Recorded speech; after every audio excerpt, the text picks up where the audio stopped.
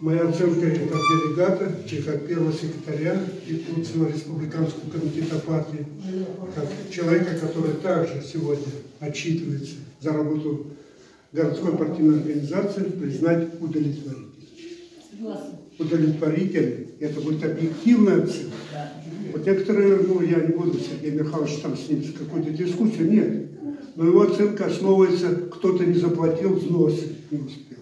Кто-то, значит, не выписал партийную газету. Но есть и другая оценка. Организационно-партийную работу действительно нужно улучшать. Если коммунист вступает в партию, мы забыли о том, кто рекомендует же каждого из них. Рекомендующий не помогает ему выполнять партийное поручение, понять свое место в партии. Он же пишет, активно участвовать сам. Сам должен платить взносы раз в месяц, выписать газету 2, участвовать в партийном 3, иметь постоянное партийное поручение 4, работать среди населения по доведению программы мобилизации масс на ее выполнение. 20 шагов преображения России, 10 шагов, которые шла программа на Государственную Думу. И вот здесь за эти 2 года ни один день здесь, в горкоме, двери не были закрыты. Ни один день. Не прекратило ни один день общественного приема, куда десятки каждый день сюда приходят. Могу только один вчерашний день привести, кто был на приеме. И пришел в Компартию, где бы не были, в Единой России, там, у чиновников и так далее. Вы тоже провели пример. Значит, 11 лет боремся за участковую больницу, за больницу, поликлинику. И мы здесь за это время, за вот эти 2 года, скажем, и предыдущие все 30 лет, Центральный комитет партии не снижал свою работу среди населения прежде всего. И городская партийная организация, об этом у нас говорят и результаты работы. Главная задача какая? Организационно-партийная вертикаль должна способствовать улучшению, материально поддержать, чтобы мы могли проводить мероприятия, финансировать их, другие вопросы, наглядная агитация, реклама и так далее. Мы каждый номер газеты у нас стоит 40 тысяч рублей. Каждый номер, их 2 выпускаем. 100 тысяч рублей мы тратим на газету «Коммунист». Она должна доходить. Каждый из нас, каждый из нас. Ну что, сколько бы ни говорил секретарь горкома или Губарев, там, надо. Но если каждый из нас не будет распространять 20 номеров газеты в месяц, тогда она так и будет лежать. Поэтому и за это время главная задача была работа с населением республики, в том числе в городе Иркутске, она не прекращалась, она проводилась. Несмотря никаких, ни один митинг, чтобы мы, тот, который был заявлен, мы не пропустили. Ни один. Не то, что не пропустили, мы их организовывали. И в сквере Карла Маркса, и на площади Орджоникидзе последний митинг, и в пандемии на площади Гагарина и так далее. Ни один. Но сам вопрос, конечно, об участии. Вот здесь нужно тоже сегодня подчеркнуть, что каждый коммунист прошел у нас митинг 29 сентября, прошел митинг, было 20 коммунистов. 20 коммунистов было. Из них, наверное, и депутаты Госсобрания, актив, а вообще 10 коммунистов было. Да. Но так не пойдет. Так не пойдет. Любой митинг, это каждый должен прийти и привести с собой. Это же задача коммунистов.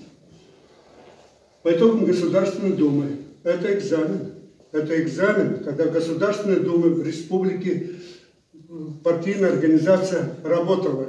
119 тысяч проголосовало за программу Компартии. Это же не просто так. Это 30 лет наши ветераны, наши все поколения работали с населением, которым плевали в начале 90-х годов в спину, бросали камни в спину и так далее. А сегодня голосует на первом месте поддержка программы Компартии в Российской Федерации. Республике Саха-Якутия – это 2-е место в Российской Федерации. 2-е место. А в городе Якутске за список партийных Компартии проголосовало 44%. Это наивысший результат в Российской Федерации. Это благодаря нашему населению, безусловно. Это благодаря работе на местах партийных организаций, безусловно. Но это результат, который нужно сегодня, безусловно, его своими делами практически подкреплять. Зависит от депутатов. Поэтому можно приводить примеры, что мы сегодня одна из необходимых политических сил, и в городе Якутске партийная организация городская одна из авторитетнейших сегодня. Ни одно публичное мероприятие не проводится, ни одно. И мы не потеряли свое лицо, когда праздновали столетие, не праздновали, отмечали столетие пионерской организации, столетие Якутской АЗС. Не потерялись. Это и газеты выпускали, это и провели собрания на местах, где говорили о советской власти, об истории. И народ это понял, что понимал, что советскую власть, она должна возрождаться. И сегодня эти 30 лет и последние 10 лет Геннадий Андреевич вернуться на советскую систему образования благодаря Компартии сегодня отменяет эту баллонскую систему и вводятся программы уже, обязательно программы на основе советского образования. Я был участником 14-го съезда учителей. Половина всех выступающих было посвящено так или иначе советскому образованию.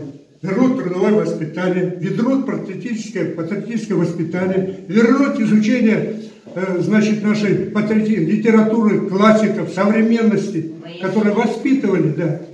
Половина все говорили о патриотическом воспитании. Это Компартия. И законопроект, который добивается принять образование для всех, поправки будут приняты в этот закон. Потому что это сама необходимость. Поэтому оценка работе партийной организации удовлетворительная. Никаких нет сомнений. И завышенная, значит, самооценка, самокритика, она хороша, безусловно. Но она для нас и должна быть для, значит, действий, улучшений. Организационную партийную работу, да, действительно. Но это от каждого зависит. Как бы там ни говорили, 10 лет не напоминали. Ну как можно согласиться, что когда день секретаря, 2 раза в месяц день секретаря проходит. Городской комитет партии, секретари за неделю начинают обзванивать, за неделю. Приходят 50% секретарей обзванивать, не содержание, чтобы обсудить какие-то важные вопросы, наметить задачи, потом их спросить выполнить. Только чтобы пришли. Для этого пришли. Ну, надо ввести вот 15-го день секретаря, там 25-го второй день секретаря. Все. И больше, и все должны прийти. Не ждать звонка. И это у нас так вот. Личная дисциплина, согласен, нужно повышать. Оценку удовлетворительной сегодня в выступлениях это все прозвучало. Безусловно. И надо понимать, что эти 2 года и выборы в Государственную Думу, это же опять разыгрывалось слово, может быть, не так неудачно, но разыгрывалось карта безопасность страны.